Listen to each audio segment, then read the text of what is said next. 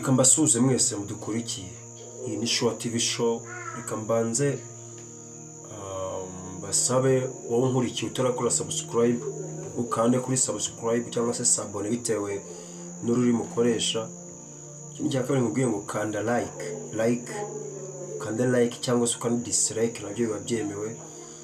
Usharinge no ku nshuti zawe kubera ko ubumenyi tugomba kubusangira, ntabwo ubwenge utabuhaye abandi bupfa ubusa.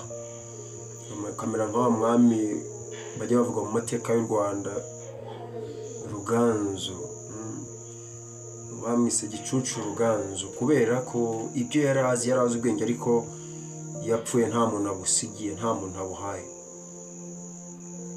Reka nawe rero ngushishikarize kujya usangiza abandi ubumenyi ufite ni ingenzi. Ushobora kubona ntacyo bimaze, ariko ntibibura umuntu nibura umwe cyangwa se babiri bashobora kubyumva.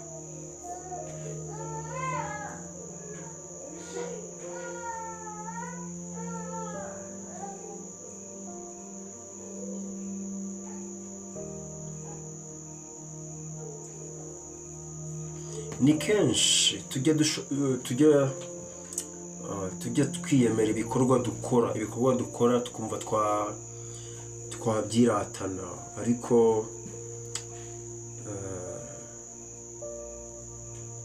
bijya bibaho ko umuntu yumva kubera igikorwa yagezeho runaka akaba yumva hari icyo arushije abandi, ariko ikigaragara cyo ni uko ni Imana. Burya nta muntu wigeza ku kintu ntawe, byose ni Imana iba yarabiteguye. Imana irabizi. Niba ibyo ukora ku isi, uvuga ngo niba umusaraba wa Kristo, mbabarire gutangira n'aka kantu, niba umusaraba wa Kristo utagukiza ukiri muzima, ntabwo uzagukiza nyuma y'urupfu rwawe. Niba umusaraba wa Kristo ntacyo kumariye muri ubu buzima ukiriho, nta n'icyo uzakumarira nyuma y'urupfu rwawe. Reka dukore neza tukiriho, tugire ibikorwa dukora kandi byubaka imitima y'abantu, atari ibisenya. Hari abantu bavuga ibintu bisenya, hari abantu basenya abantu. Mureke twubake imitima y'abantu kurusha kuyisenya. Aho kugira ngo ubwire umuntu ijambo ribi, ibyiza wakwicecekera, kubera ko biraguhitana, birakwica. Ijambo ryica nyiraryo mbere na mbere, hanyuma rikajya kubona ryakica uribwiye. Ariko kandi n'amagambo tubwiwe mabi ntabwo dukwiye kuyaha agaciro yose, ahubwo duha agaciro amagambo meza arahari, kandi n'abatubwira ibyiza barahari. Niba umusaraba wa Kristo utagufasha ukiriho, ntacyo uzakumarira warapfuye.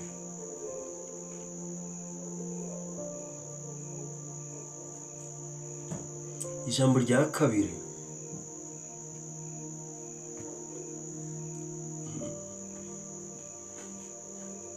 kwirata kubanziriza guhanuka. Iyo ukoze ikintu ukumva wakirata ukishyira hejuru, uba usigaje kumanuka.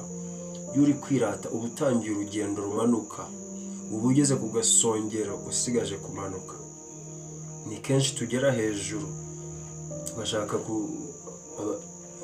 kureba, gusuzugura bari aho twari turi. Ese koko wowe aho uri? Twavuze ko ari ubuntu bw'Imana, nta muntu wibeshaho, ahubwo tubeshwaho n'Imana. Niba wirata umenye ko ntacyo uri cyo. Irate Imana. ntabwo njya mbona ari gushima Imana mu kiliziya cyangwa se mu rusengero, ndashima Imana ko yampaye urubyaro. Mu by'ukuri tukwiye gushima Imana ko yaduhaye Kristo. Ibi ngibi bya condition de vie, yampaye urubyaro, yampaye abana, yampaye akazi, ibi bishobora gutuma undi yumva ko Imana itabaho kubera ko we ntago biramubaho.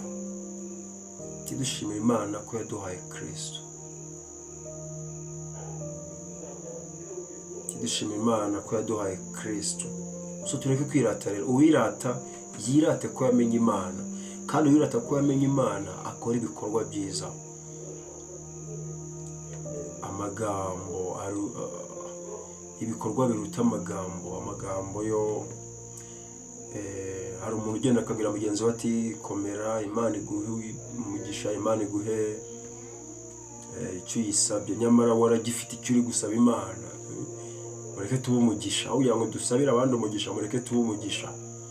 Niyo umuntu akubwira ati mfite ikibazo iki n'iki, ufite ubushobozi, just to give, Imana ishobora kukunyuraho. Dushaka guhesha abandi umugisha, ariko tudashaka kubaha umugisha. Dutanga umugisha, turabyemerewe. Hereza umuntu icyo kurya, hereza umuntu icyo kwambara,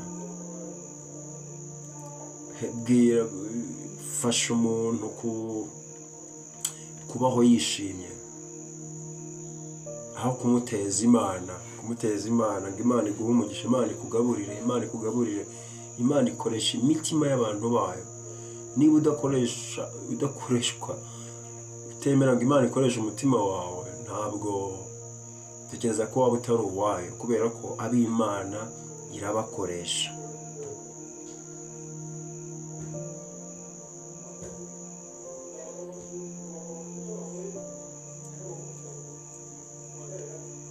Icyaha abandi baguyemo,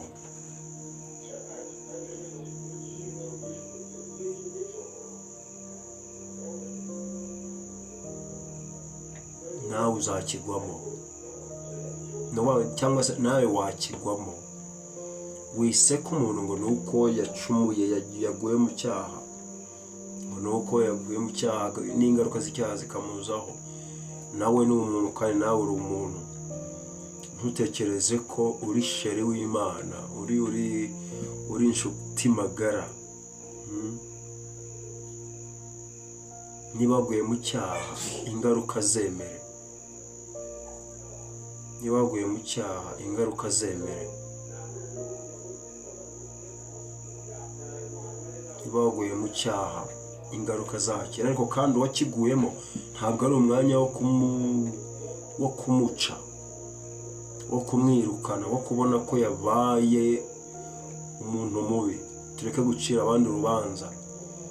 Icyaha mugenzi wawe yaguyemo ntabwo ari umwanya wo kumutaranga, ahubwo mufashe kugira ngo nawe agire aho agera, atere intambwe mu kukivamo, aho kumwicira mu cyaha, aho kumutsindayo. Njya mbibona mu nsengero, umuntu yakora icyaha bakamuca, bakamwirukana, bakamutenga. Ubundi ubusanzwe umuntu wakoze icyaha ntabwo bamutenga. Umuntu wakoze icyaha ntabwo bamutenga. Umuntu waguye ku rugamba, wakomerekeye ku rugamba, ntabwo bamusigaho ngo bagende, kubera ko haduye amufashe, amumerera nabi, amwica nabi, anamumenesha amabanga. Ahubwo bamushyira ku rutugu maze bakamutwara, kugira ngo hato umwanzi atamubona akamugirira nabi kurushaho. Ntabwo umuntu waguye mu cyaha icyambere ari ukumujugunya, oya, ahubwo uramurandata kugira ngo agaruke.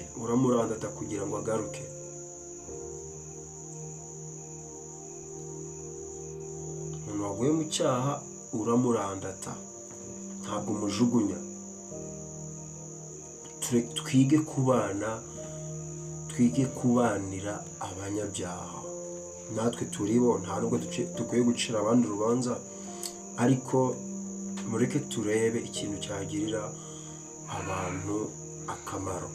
umuntu waguye mu cyaha tureke kumujugunya, ararembye tumujyane kwa muganga. Kwa muganga ni kwa Yezu, ni kumwereka Imana.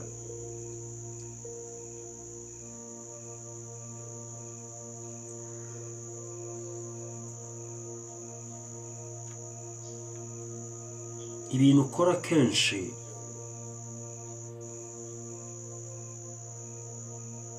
nibyo bizakwica.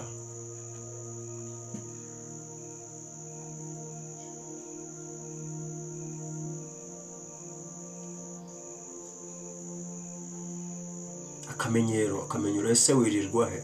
Abo mwirirwana ni bande? Ese muba mukora iki? Inshuti mubana ni izihe? Zikora iki? Zibayeho gute? Mbwira uwo mugendana nkubwire uwo uri we. Mbwira uwo mugendana nkubwire uwo uri we. Mbwira uwo mugendana nkubwire uwo uri we. Ese ugendana na bande? Bo baravuga ngo twegera abanyabyaha nibyo tubahindure, ariko hari ugenda nabi bakaguhindura. Niyo mpamvu dusabwa ubwenge. Turasabwa ubwenge, turasabwa kumvira Imana, ari nayo iduha ubuzima, ari idufasha. Saba ubwenge abo twirirwamo, cyane cyane ibyo dukora abantu batatubona. Ibyo dukora abantu batubona umuntu ashobora kuvuga ati ni byiza, ariko ibyo ukora abantu badahari. Iyo tugiye gusenga twese tuba twifashe neza, n'uwatukanaga bireka, ariko iyo ugeze iwawe bigenda gute? Aho mubana bibagendekera gute? Aho ugeze umwuka uhaza n'uwuhe? So mureke rero twiyubahemo, kwiyubaha kandi turubahisha n'Imana yaturemye.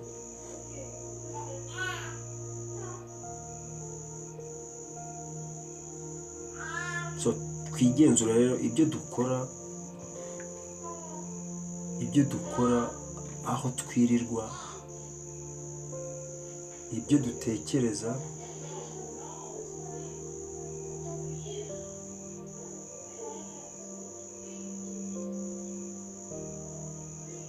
twubahisha Imana.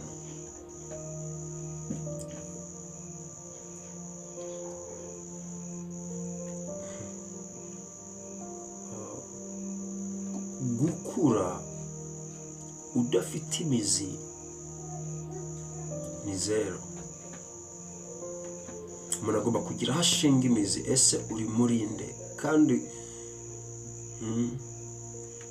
buri giti kigira imizi yacyo. Hoshinze imizi murinde. Kandi abami ni babiri, niba atari shitani ni Imana. Ibintu ni bibiri, nta wa gatatu. Ese ushinze imizi kurinde? Benshi twishimira gukura tugatera imbere, ariko tukibagirwa imizi, aho twavuye. Ninde waduhamagaye? Ninde wadushinze? Ninde waturemye? Tugomba kwibuka Imana, ndetse n'imizi tukayiha agaciro aho ifashe. Ntukibagirwe imizi, ntukibagirwe Imana. Aho ugeze, uko ubayeho, ntukibagirwe Imana. Imizi niyo iguhagaritse. Imizi ivuyeho igiti kiragwa. Without God, Imana idahari ntacyo uri cyo. Twibuke Imana, twibuke uwaturemye, twibuke usumba byose.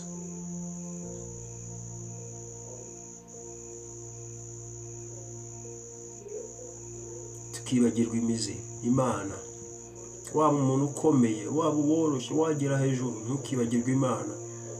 Ntihakagire ikintu kikwibagiza ko Imana igukunda. Shitani ikunda kubikora ikatwibagiza ko Imana idukunda, ikatubwira ukuntu Imana yatwanze, kandi akenshi yuririra ku bibazo dufite, ikakubwira iti ya Mana yawe iri he?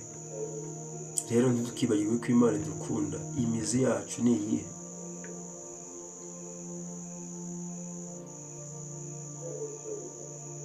imizi yacu ni iyihe? Isengesho ritagira ukwemera, ritagira ukwizera, icyo gihe kwera waba uri guta umwanya, ni uguta igihe. Isengesho ridafite ukwizera,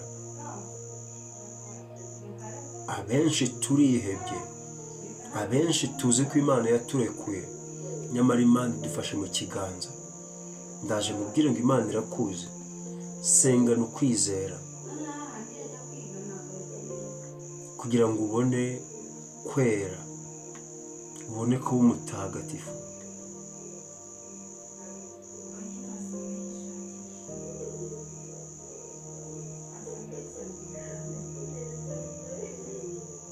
Dusaba Imana itwongerera ukwemera, kwizera Imana yacu. Imana yawe ni iyihe? Imana yawe ni yandi mubana wariye gusa, yandi itanga akazi? Imana yacu ni ishobora byose, yaremye ijuru n'isi, ibiboneka n'ibitaboneka. Imana yacu iratuzi, irakuzi kurusha uko wiyizi.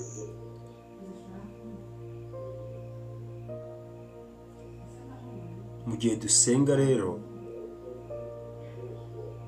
tugendane ukwizera. Mu gihe dusenga, tugendane ukwizera, dusengane ukwizera, bityo tuzaba abantu beza. Abenshi twigira abantu beza, nyamara kubera nta kwizera dufite, turirwanirira, turacumura. Igihe umuntu aguprovoce, agushotoye, nawe uhita ugenda.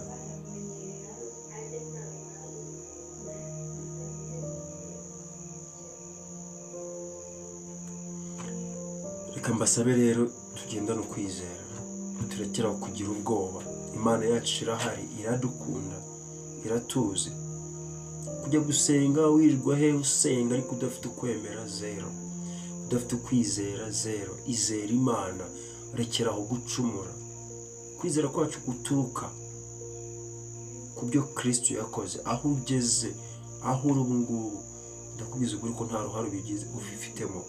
Kandi nareba neza urasanga nta kintu wakoze ngo ubuhari, ahubwo ni ubuntu bw'Imana. Mureke dusenga ariko dufite kwizera, tureke kwirwanirira, tugume mu Mana. Abantu baduhemukire twe ntitubahemukire. Twirinde ibintu byose bishobora kudushyira muri danger.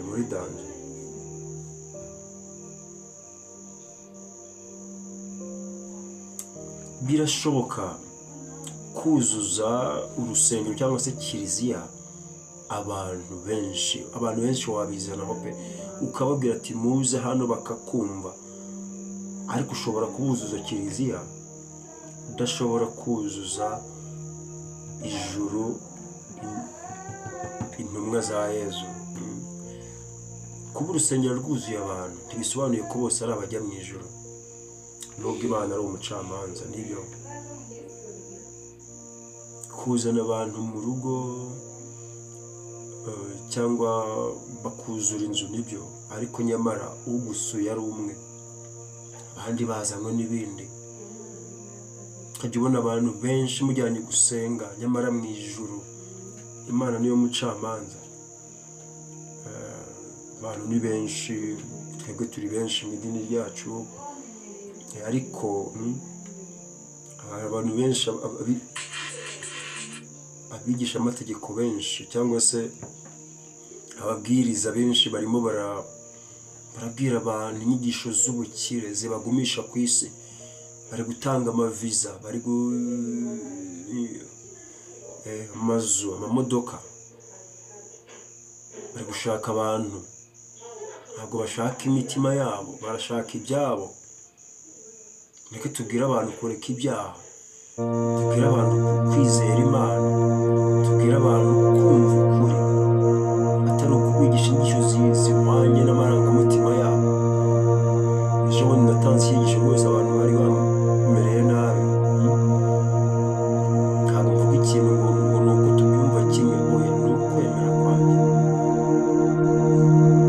aho ngira ngo abo dusengana ba ijuru ryanyemera ariko isi ikanyanga. Rwose kwiyegereza abantu bakaza biroroha cyangwa se biranakomera, ariko icy'ingenzi ni ukuzana abantu mu ijuru, ni ukuzana abantu ku Mana, abantu ukabagira abigishwa ba Yesu.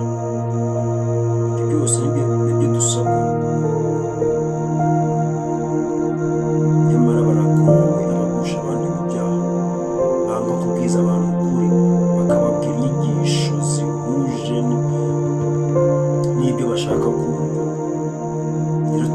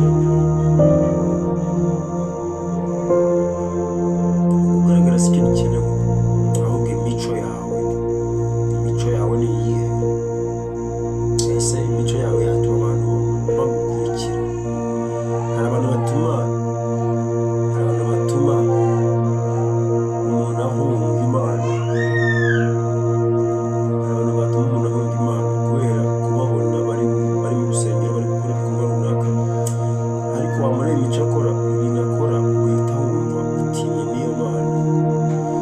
Barakubwira ngo iwacu ni mu ijuru kandi ariba araroga, ugahita wumva ugize ubwoba bwo kujya muri iryo joro muzahuriramo.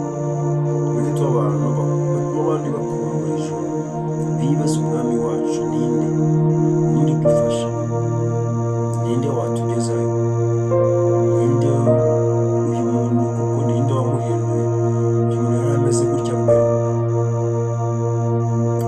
ubu ngubu ameze gutya. Abantu bavuga ati uyu muntu akijya gusenga yari umunyamujinya, ariko ubu ngubu nta mujinya akigira. Uyu muntu akijya gusenga yaribaga, yari umusambanyi, ariko ubu ngubu nyuma yo kujya mu kiliziya, nyuma yo kujya mu rusengero, ntabwo akibikora. Ibyo ni abantu bakeneye kureba karagita yawe ni iyihe, karagita yawe ni iyihe. Kubeshyanya rero ntabwo ari byo.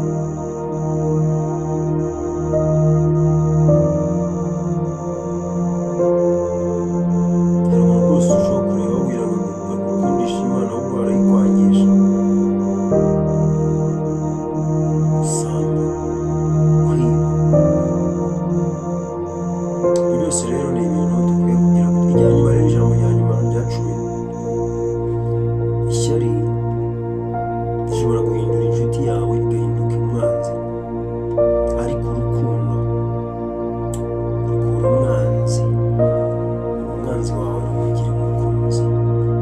Ishyari uwari inshuti yawe ahita ahinduka umwanzi, ariko urukundo uwari umwanzi wawe ahinduka umukunzi. Mureke dukundane,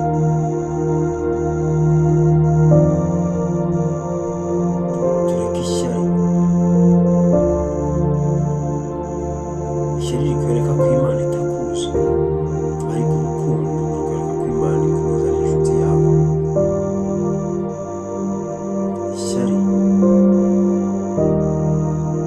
Ishyari ni ribi, turireke, birica. Mureke dukundane, dukunde abanzi bacu. Nubwo umuntu yaba yaraguhemukiye, nubwo umuntu wamwize neza akakwanga, we mukunde. Kumukunda ntabwo ari kugira icyo umukorera. Ushobora no don't feel jealous, wimugirira ishyari, wimutindaho, ukora akazi kawe. Umuntu wese kandi ubisaba Imana, umuntu wese ubonemo ibyiza, umuntu umushakemo icyiza urakibona, biraza kukurinda ishyari. Nyamara benshi tuzi ngo nta muntu mwiza ukibaho, ngo nta muntu wo kwizerwa, ngo abantu babaye babi, abantu babaye babi bayo, abantu ni beza. Ahubwo imitima yacu kubera